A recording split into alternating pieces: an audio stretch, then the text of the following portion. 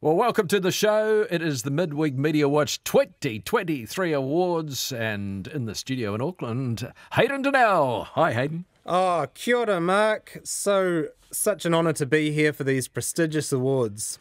They're gaining traction, these awards. There's no doubt about it. There is a lot of talk on the street about the prestige that runs alongside it. And, of course, part of the reason for that is the wonderful wit and the great wisdom, one would suggest.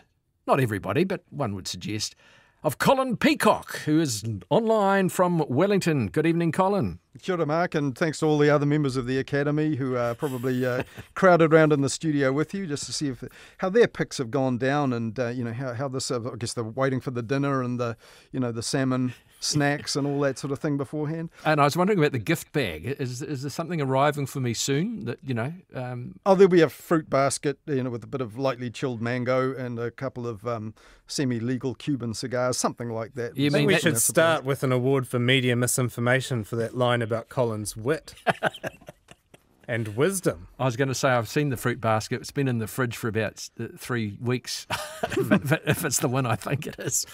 So let's get underway with the first category tonight. And who was the Master Media Manipulator of the Year? Who had the media really under their thumb in 2023? Yeah, well, I suppose, the obvious one people would gravitate to is Mr. Winston Peters because, his political resurrection and so on. But to me, it feels like the wrong choice because this doesn't feel like an achievement of 2023, but more like a continuation of a kind of political media play codependency thing that's been going on almost like a geological era, playing out over so long. So I would say maybe not give this award to Mr. Peters, although maybe an alternative kind of award, maybe Vox Pop of the Year or Media Critic of the Year or something for one particular guy whose name I don't even know. I think this was in Carterton just before the election.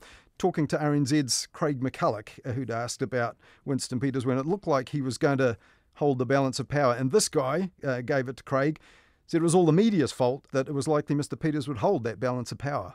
But it's the fourth estate gave him oxygen. You guys are the pricks that gave him oxygen, so you f***ed up. You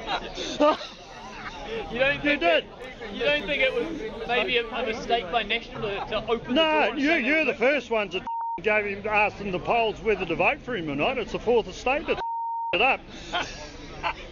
I bet you don't play much of this, mate. This is great radio right here. Yeah. I'll have to play one. Critic of the Year, maybe? I reckon. Fairly astute. But if not Winston Peters, then who would it be? Apart from that guy, who would it be? Well, maybe, I guess, as a media master manipulator of the year, Wayne Brown, maybe. Like, he fought the media and won the mayoralty the year before. During that mayoral campaign, remember, he antagonised the media so much. There was, for example, the Simon Wilson, the Herald journalist, that hot mic incident with Wayne Brown during the mayoral campaign at News Hub. That prick Simon Wilson dug it out. And I mean, he's been at me for all year long. And the first thing I do when I get to be the mayor, they'll be gluing little pictures of him on all the urinals so everyone can pee on him. So that was last year, it was 2022. But then this year, the Auckland floods, right at the start of the year, anniversary floods, when he sent a message to Today FM saying he'd be playing tennis, wouldn't be doing any interviews before it was looking serious. Then the rain started to fall. He called the media drongos. He wound them up. So you'd be expecting, having won the mayoralty, that he might accommodate the media a bit better, but he continued turning down interviews after that. And when the Auckland anniversary floods official report, former police chief Mike Bush did the investigation, the verdict on the communications was damning, but Wayne Brown didn't even turn up to the press conference to face the music. So maybe by keeping the media at arm's length the way that he did so persistently, he deserves that award. I'm not sure. Well, he might deserve that award for turning things around, because things have gotten a lot better for him recently. It's a classic redemption tale, right? Isn't your point that, you know, he had such a bad start and then he turned it around, Colin? Is that what you're trying to say? Or? Well, he seemed to keep the media at arm's length. Everyone was saying this guy just hates the media. But then recently, you wrote about him for Metro, didn't you? You met him, sat down, talked, and you seem to think he'd turned a corner. So maybe he has accommodated the media and is not the one who is completely controlling them in the way we might. Well, are you trying to say here, Colin, that perhaps I'm being manipulated by Wayne Brown, that I've fallen under the influence of Big Brown? No, not at all. You were face to face with the man. You live in Auckland City, the super city. So I beg your pardon. So you would know if he's not actually got the media under his thumb like he seemed to do, or keep them at arm's length. One of the two. I suppose you can't keep something under your thumb if you're at arm's length, but you know what I mean. And maybe he's actually fallen into line like other political leaders and actually had to accommodate them. So from a aggressive, like, I don't care if you exist or not posture, now he's more like any other politician that accommodates the media and is nice and engaging and communicates. Has he possibly mended fences? Has he, dare I say it, gone woke even? That's what the front page of the Metro magazine that I wrote for suggested. And look, I think Wayne Brown probably wasn't actually doing well at the start of the year when he had a torrent of terrible media coverage towards him. And is it manipulation that he's actually got the media on side a little bit more? It's not just sort of my Metro article about him. You know, Simon Wilson, others have been a bit more sympathetic to him. I'm not sure it's manipulation, though. For one thing, he has actually changed his views on a bunch of stuff. Like surface level light rail, for instance, is a lot more. He's a supporter of that. It's a lot more of a progressive policy than maybe some people gave him credit for. He was sort of, I guess, dropped a bit of the cynicism when it comes to the media and found that actually people are kind of willing to give him a fair hearing. And maybe that's because he truly plumbed rock bottom in terms of his perception at the start of the year with the floods and his response to the floods. And he's relatively new to the job. It's a redemption story. Yeah, so he's learning how the whole system works from being kind of outside it, I guess. He had nowhere to go but up. If you lower people's expectations, sometimes you'll surprise them and they'll give you credit for just acting like a normal mayor. So if not Brown and not Peters, not the guy in Masterton or wherever, who did have the measure of the media in 2023? Well, I have a third nominee, Mark, if I may. Air New Zealand, so not a person but a company.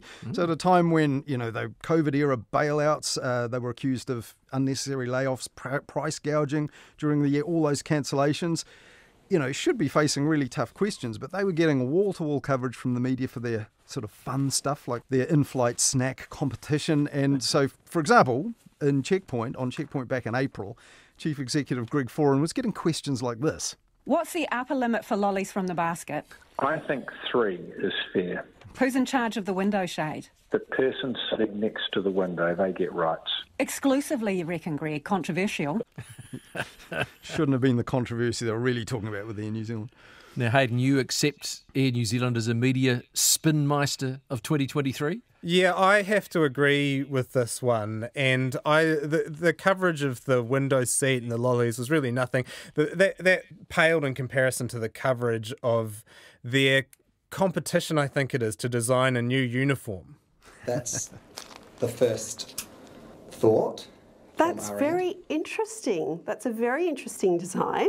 We could take these on board, take your input on board.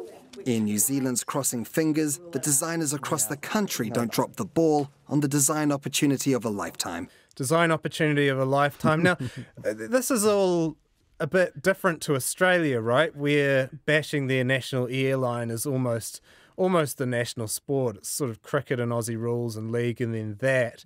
And in contrast, we're positively sunny about our carrier. The only real controversy that I can remember that they faced is when they had that horrible rat creature, Rico, is a foul-mouthed rat. Do you remember him? He was foul-mouthed and he was killed off actually in 2011 amid widespread ridicule. That was the only in-flight videos and yes. Rico. I mentioned this in May. Domestic airfares have increased 53.7%. I think around that time. International fares are up as well. People paying more to get around the country, and yet we have them getting coverage for lollies in uniform competitions. Yeah, I think they've got to be the media manipulator of the year. They do a bit better than New Zealand Rail. Oh, yeah, Kiwi Rail's the opposite. They can't. The people that run our rail, like our trains, they can't get a good headline if they try. In New Zealand, you won't run a plane though; it's completely different. Yeah. Now, surprisingly, refreshingly spin-free political response of the year is our second category. Yeah, this is a shorter one. I think we've got the same nominee here. But I like this from Kieran McAnulty. This is, he was asked back in mid-January, seems ages ago now, but if he saw Jacinda Ardern's resignation coming. Oh, shit. You know, I wasn't expecting it. Yeah, so he didn't take a step back and think, what am I going to say here that'll play well? He just thought, no idea. I like that. I very much like that. Look, I hate to agree with Colin yet again, but I think he was a pretty plain-spoken political communicator. Here's another one of his lines. Here's the guts of it. Up to $180 billion local councils need to find, and they can't do it by themselves because councils are individually either at their debt cap or if they're not, their communities can't afford to pay any higher rates. That's on Three Waters. That's the guts of it. Here's the guts of it. But that didn't help him, though, did it, Hayden? He didn't get it. That was delivered in his backyard of Greytown, that quote.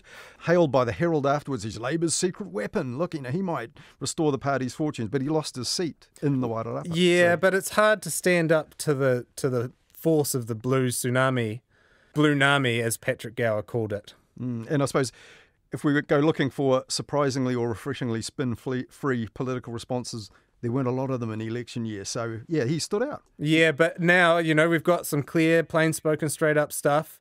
I appreciate it. It's refreshing to hear. But what if it really works and then plain speaking becomes its own kind of spin to generate positive media coverage and then get Mediawatch coveted end-of-year awards? And then then is it becoming all meta where it turns in on itself and that's just spin again? Yeah, if they all start doing it, then we'll have to condemn it. Oh my God. Exactly, we will. I haven't thought this through. What have we done? Well, if they start telling us the truth, then the truth will become a lie. That's the guts of it.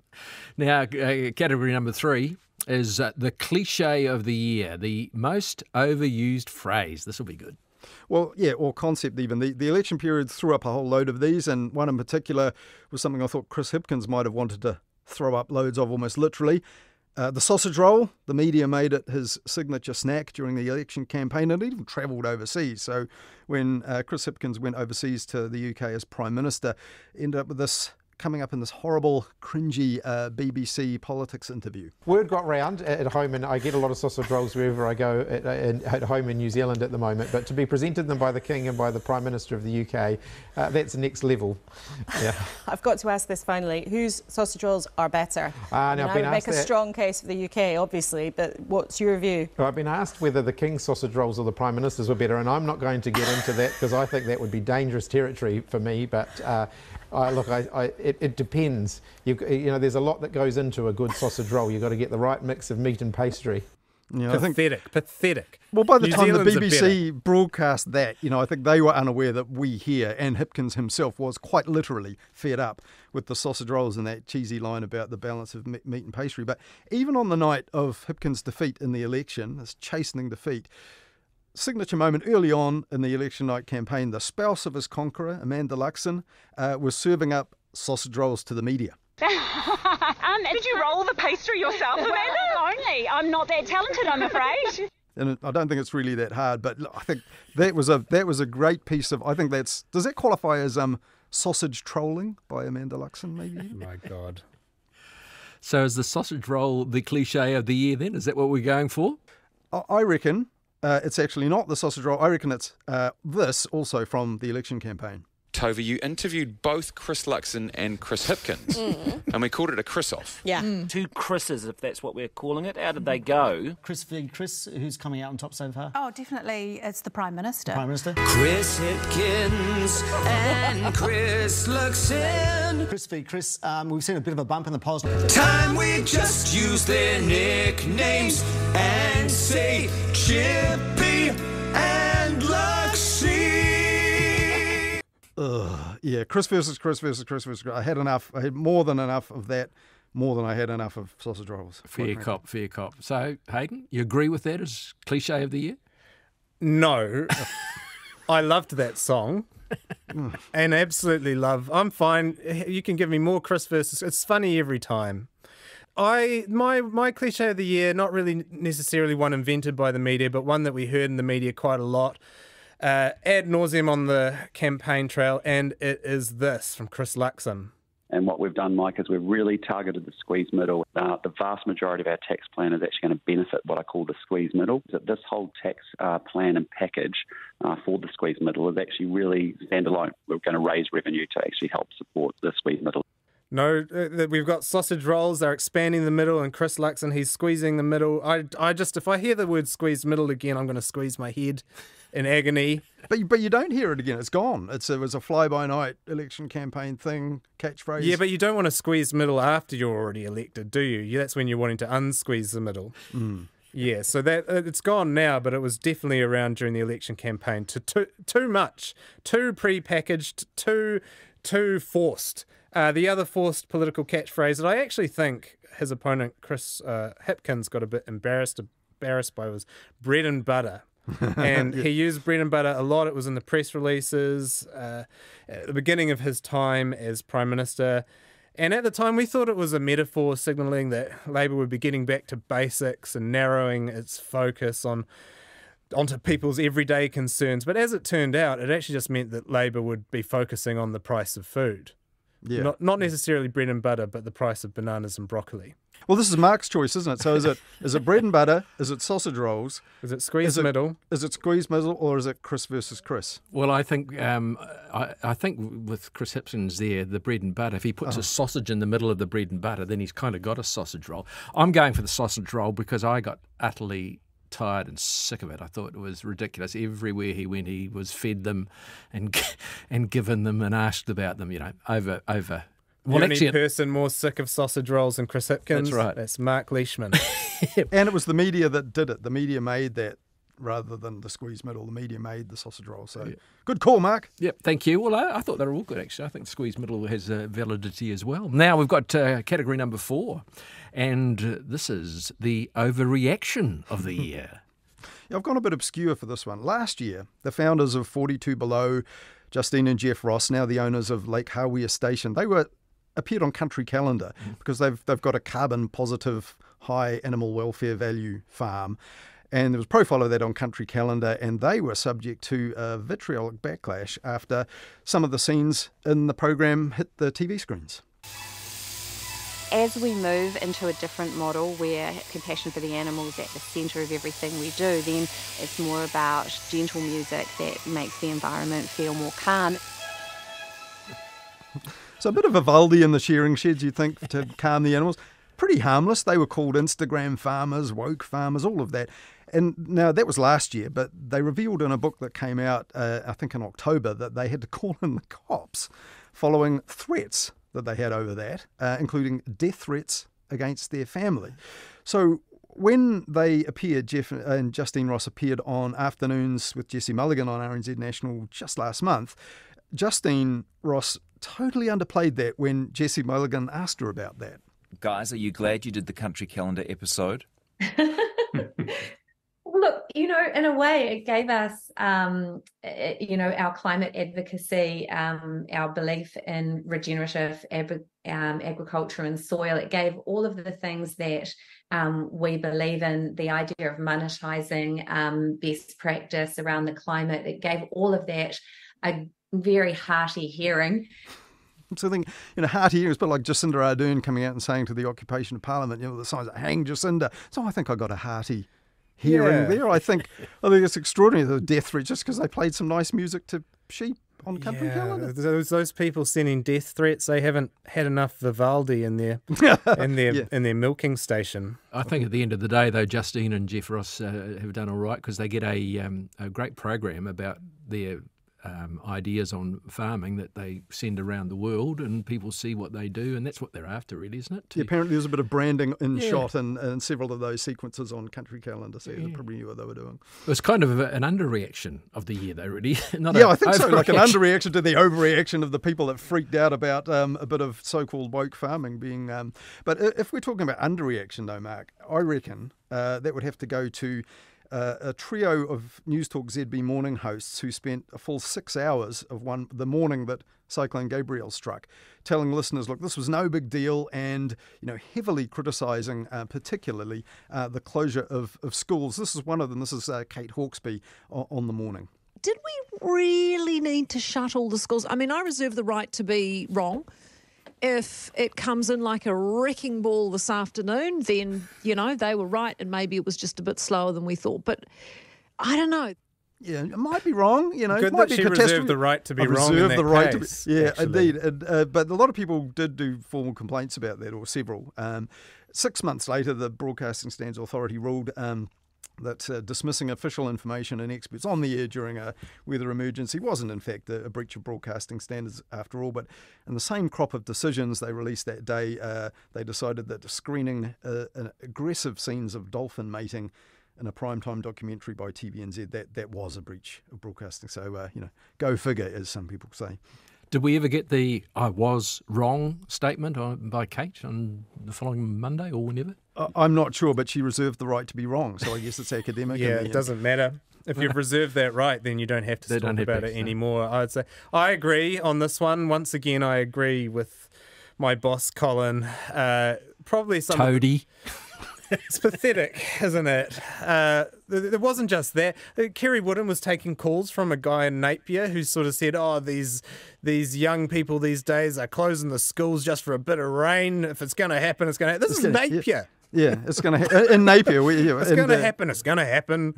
And then Kerry Woodham responded to that by saying, if it's going to happen, I don't want to know. I totally agree with you. I mean, it was not exactly responsible broadcasting. I thought that was definitely an underreaction, and it was made worse by the fact that people said to us, and I'll caveat this by saying RNZ's AM frequency was always up, but some people told us that they could only get News Talk ZB. Maybe they were only trawling the FM frequencies, and that was their source of info on the cyclone, including in places where it was hitting pretty hard.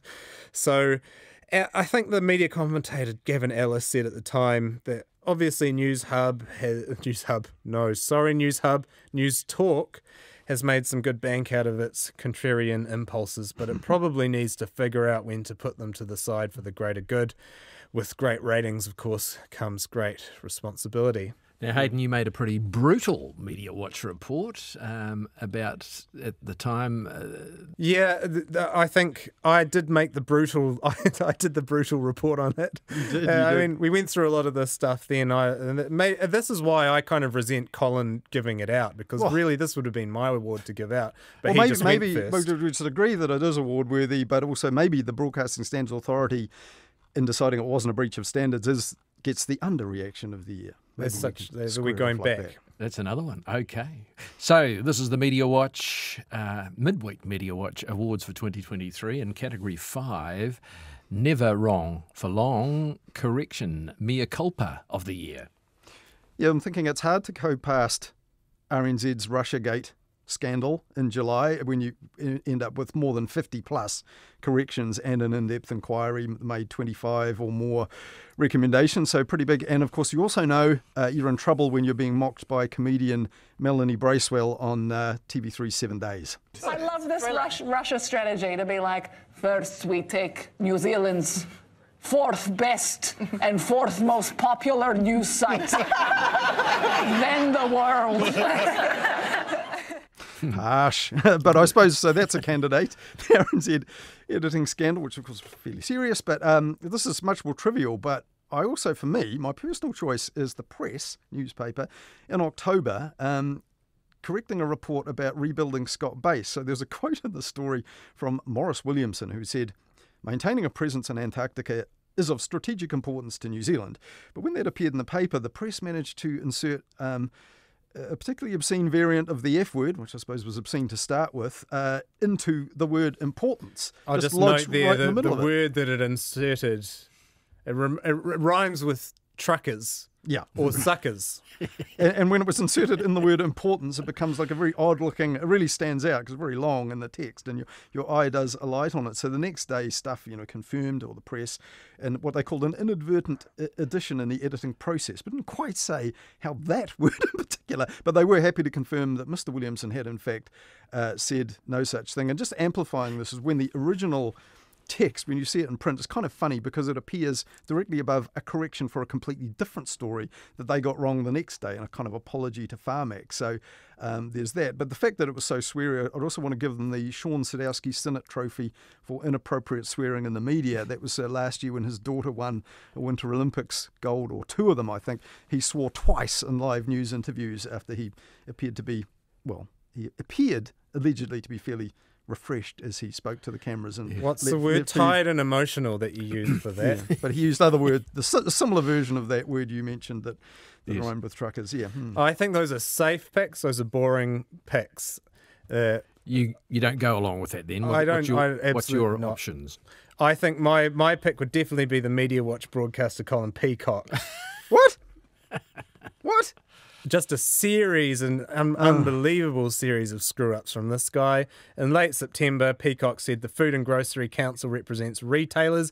It in fact represents suppliers and wholesalers, often goes to battle with those retailers like supermarkets. In a Sunday show in July, he accidentally played an intro for my interview with Sideswipe writer Anna Samways. He played it twice in a row. People were very confused, and in both instances, one Hayden Donnell was forced to issue a correction on Midweek Mediawatch. So that's my mea culpa of the year. Okay, I suppose you could say that's responsible. You're correcting the first available opportunity, but to me you seem to relish pointing out what I would say were not particularly material or egregious. One was a technical error, one was a small factual error. I mean, Mark, you don't see the stuff I screen out, the stuff he gets wrong, that I get before it goes to you. Don't. I'm just doing my job here, Colin. There's no room for whataboutism. Okay, okay. Fair enough. It's not something I relish. We have to be accountable. You're mea culpaing right there and then. That's Hayden has a particular form of accountability-based manaakitanga that he likes to practice. Let's just say that. But can we go back, Mark? Because I think this actually qualifies as the overreaction of the year, not what we're discussing really.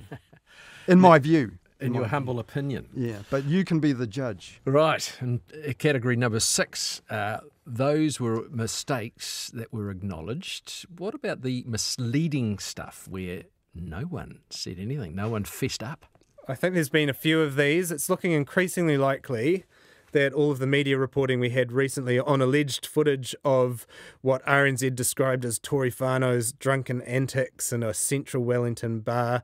Now, that might end up a little bit embarrassing because a lot of that reporting was based on the idea that video footage of this incident was circulating, but no footage has emerged. It's now been about 3 weeks after the first reporting on the existence of this footage, which came from the Post and RNZ, and especially Sean Plunkett, who went into some lurid and potentially defamatory detail on what the footage depicted.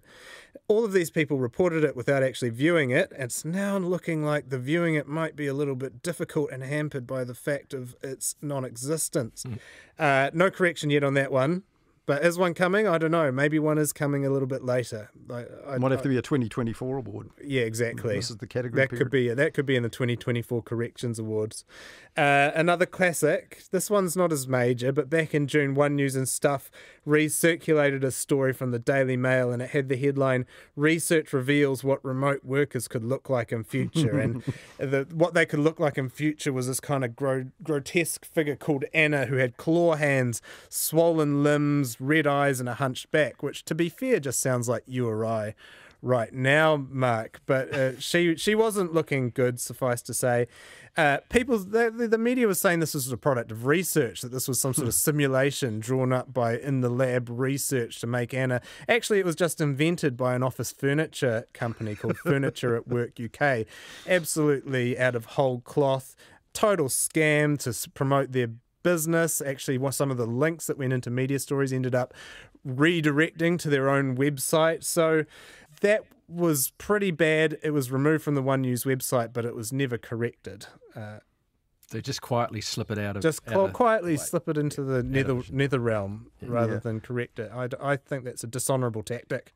Yeah, I have no further questions on this, Your Honour. I think that's a good case. In fact, for next Sunday, for the Christmas Eve final year-end edition of Mediawatch, which I'm calling the Mediawatch Christmas Bonus, I actually pulled out Hayden's humorous report on that and a short interview about the sort of ethics of this nature of the stuff they call research, but is really PR. So, yeah, that's next Sunday on the Mediawatch Christmas Bonus, 10:15 Sunday morning, and again 10:15 Sunday night in the run-up to Christmas. Right, our Category 7 of 9 Unruly Tourists Award. This is for out of the blue, moral media outrage, stroke clickbait. Yeah, so previous recipients of this, the unruly tourists themselves, who could forget them rampaging up and down the country. That yielded an opera that came out this year, and even a Stuff video documentary series, which I was briefly part of. I think it was like 7 or 8 parts. So a lot of media content generated by that. 2021, we had that Auckland couple who fled to Wanaka during the lockdown. Remember them? They were kind of public, but not quite unruly tourists volume of clickbait and outrage. But this year I'm picking not quite the same, but maybe the best we could do. The couple who sat next to the, quotes, snorting, farting dog on a Singapore Airlines flight. This was on the Wellington ZB show. The host, Nick Mills, spoke to a guy called Warren Press, who was one of the couple that had this harrowing account of this flatulent canine. And so every now and again, the dog would emit a smell, and he'd get this card out and fan the dog. And that was all good while he was awake. But when he went to sleep, we were just about gassed out. Oh, sorry, I'm laughing. So we're all laughing. That story went well and truly global. It was reported everywhere and also generated my tabloid headline of the year. I'm thinking, perhaps the reporter saying, what do you do with this story? New Zealand couple, long haul, Singapore Airlines flight, flatulent canine. How do I get that in the headline? And, some ace sub came up with the single column, dog, fart, jet, hell. That was the Daily Star in the UK. All down one column, nothing more than 4 characters. Beautiful stuff. Now, the Daily Star also created the Liz Truss lettuce live stream, which brings us to the media ripoff of the year. Yeah, media rip-off of the year. Yeah, so Newshub co-opted the Daily Star's Liz Truss lettuce, which I think she lasted 54 days as Prime Minister. For the coalition cauliflower, they live-streamed that, and it was looking a bit brown and spotty, but it was pretty robust vegetable, which actually seemed to survive fairly well the month or so it took to get a coalition government. You reckon Newshub got that wrong? Inverted the form? Yeah, I do. I think that Newshub got that wrong, because the Liz Truss lettuce was meant to measure whether her stint at Prime Minister would outlast a lettuce. And it was about how short her tenure was, and this cauliflower was about how long the coalition negotiations were lasting. So it was a complete inversion of the form. It was about something that was taking too long rather than something that was taking too short. Yep. Fair enough. And that's a perfectly phrased way of putting it. Yeah. Well done. Off the bat, just like that. Fantastic. That's why you're here, honestly. Any other media rip-offs worthy of recognition? Well, could you say HBO shamelessly ripped off the reality of the Murdoch family for Succession? Yeah. I didn't watch enough of it to know, but I would absolutely, because that's what everyone says about. Oh, it's about the Murdoch family, really. That's what it's about. That's how you lead into it. What did the Passion of the Christ rip off the Bible? These are, what are you talking about? Okay, too literal. Fair enough. Does Succession get the Mediawatch Award for the best drama then? Well, not from me. I reckon the best drama. You didn't watch it though. Well, I've heard about it. I've heard enough. What about you, Hayden? You're quiet on this one. Oh, it's absolutely the best drama for me, except for one. I'd say that there is one better drama, and that was the end of Today FM. Bringing in our Today FM news team. I don't know how much longer we're going to be on air, so everyone grab a mic. What's the deal? It sounds like it's over. We haven't been given a chance. We've been on air for just a year. We were told that we had the support of everyone, from the chief executive through to the board, through to the executive, and they have f***ed us. That doesn't happen often on the air, does it, that a station melts down quite like that? No, it does not. Very rare indeed. It was actually scintillating radio. In fact, I'd offer the music programmer of the Year award to whoever it was that once they were taken off air and the music was faded up, playing a playlist that included Hang On, Help Is On Its Way, when it clearly wasn't, Slip Sliding Away, which was totally appropriate. So someone was trying to make a point, I think, there, or just had a sense of humour, or just a spectacular coincidence. Yes. And it's actually making it more of a drama of the year. The Today FM meltdown was that months later they won 9 New Zealander Radio Awards, which is pretty good for a dead station. And I think a few at the Voyager Awards, where I think you were there because you picked up one of those, Hayden, didn't you? Oh, I don't like to talk about it, Colin. Okay, well, don't then. But Let's move on then. Absolutely, I did. So, are we going to give Broadcaster of the Year to Today FM? Don't think we can, seeing as they went off air halfway through the year. It's not really fair, but I'm going to give it to Parliament TV. Oh. Yeah, because 275 days a year when there's nothing on in the house, they screen just images of New Zealand artworks with a relaxing soundtrack pretty much around the clock. So no one yelling at you, no political pundits or critics or anything like that. So perfect for 2023, I thought, and everything else that was going on. Slow TV. Perfect. I think that says more about Colin's tenuous mental state than actually the quality of the broadcast. The man just needs to experience some kind of nirvana after watching the media incessantly for something like 13 to 15 years. I would too. Look, it's no knock on him, but he is going a little bit off the wall. I actually have several contenders of my own here. I have multiple nominees. Number one, the election night news hub Kiwi. I don't know if you saw this, but it was a VR Kiwi or AR Kiwi that they brought up, and it would give birth to winning and losing candidates. I think once in a particularly harrowing scene, it was twins. There was Shane Jones was one of the twins. It gave birth to Andrew Hoggard on screen. They came out of the first was an egg, and the egg hatched and the political candidate emerged. Just a really spectacularly horrible image, but visceral broadcasting. Really great stuff. Another nominee, Carl Mokuraka. He's a Vision NZ, I think, candidate, but he was the one who repeatedly gate crashed political press conferences. Over the fence to gate crash Christopher Luxon. Yeah, it's fence crashing, isn't it? That's fence, but also fences have gates, don't they? Let's not get too literal here. Let's not get a stickler. My goodness. I've seen some of your copy that you submit, sir. Anyway, he got over the fence, and in another case, he donned a fake moustache and infiltrated a political meeting and disrupted that as well. He was an amazing broadcaster, but he didn't have quite the charisma of the next ones, and they're my winners. They're not broadcasters, but they should be, and such was their impact on me that I just had to give them this award. That's the people of Huntly, who delivered a series of vox pops to stuff. Oh, not the pizza? About the prospect of a new drone pizza delivery system in their town. They gave some of the most spectacular quotes. I wish that they were aired. If the Stuff reporter who took them, recorded them, has them, then I'd love those recordings. But I'll just read out a few of them. Laurie Mack, he said that until he can get a 24-pack of Waikato draft flown to his doorstep, he's not interested in the service. Joanne Lovell, she said, what if they drop the pizza in the river? What if the birds attack the pizza? Louise Rerakuda, she said, wars are being fought with drones, and they have got this ability to be more than just a toy. Once you start, you can't stop.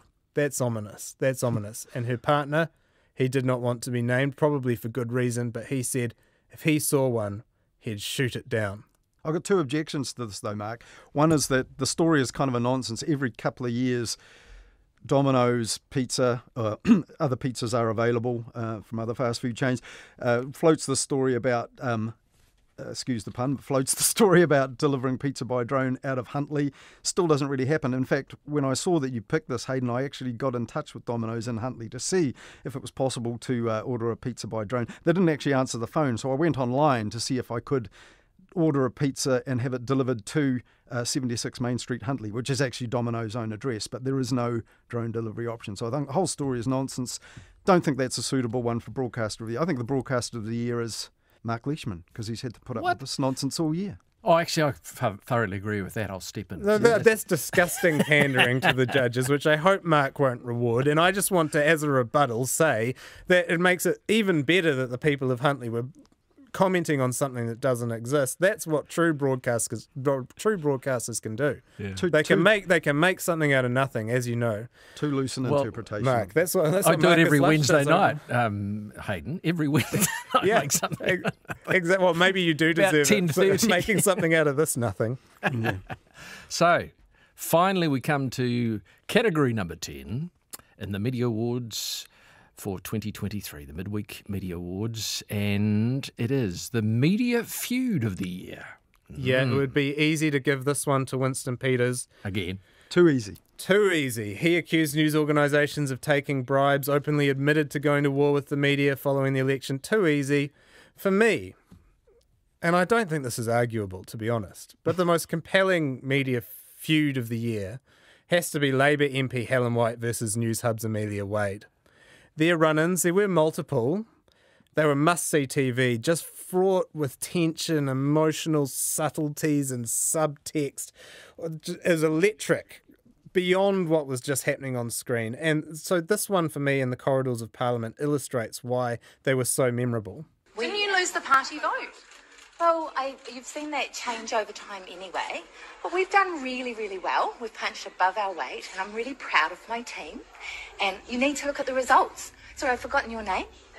Amelia. Look at those results, and you'll see. If you just looked at a transcript of that exchange, right, it would almost seem quite pleasant.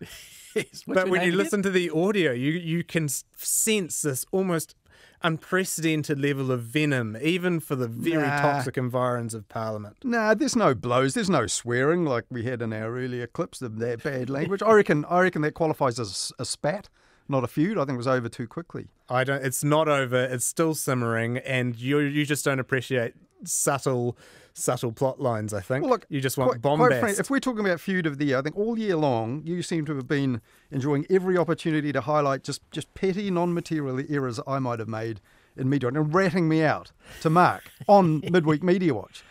You say it's responsible broadcasting, but I just think it's personal. It's a feud. It's not. It's responsible broadcasting. Okay, well, look, it has gone both ways, Colin. You have fired the odd barb towards Hayden too, I think. It's just neutrality, it's objectivity, it's calling balls and strikes, it's all that stuff. Okay, well, Mark, it's your last Midweek Media Watch. You've had to deal with this all year long.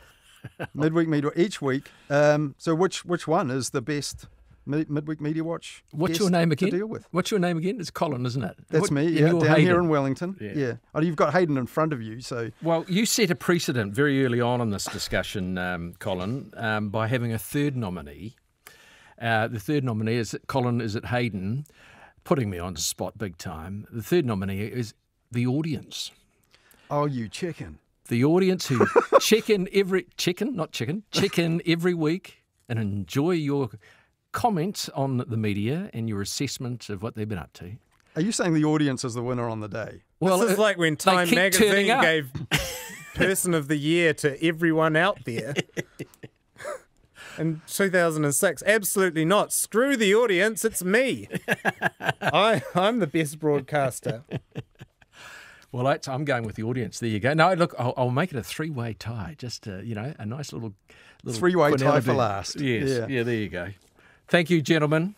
Thoroughly enjoyed my weeks with you. It's been a great experience, and I know you put in so many hours into this each week, assessing the media, and you do a thoroughly good job with your two programs, the Sunday morning show with Jim and, of course, Midweek Media Watch on the Wednesday night. So keep it up. I would suggest one thing.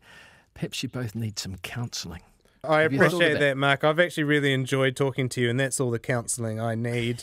Well, we only have to do this, turn up once a fortnight for half an hour each, and that's great. And we get to talk to you alone. We don't have to deal with, quite frankly, the other guy on the end of the line, as we have had to do tonight. So, so I think that's down to you. You've made it a pleasant experience. So the next guy will have to go some to match it. That's what I'd say. Very kind, and I'm sure he will. He'll do a great job, Emil Donovan, stepping into the chair on the 22nd of January, and no doubt he'll be a great success. See how he matches up to the Broadcaster of the Year for Midweek Media Watch Awards 2023, Mark Leishman.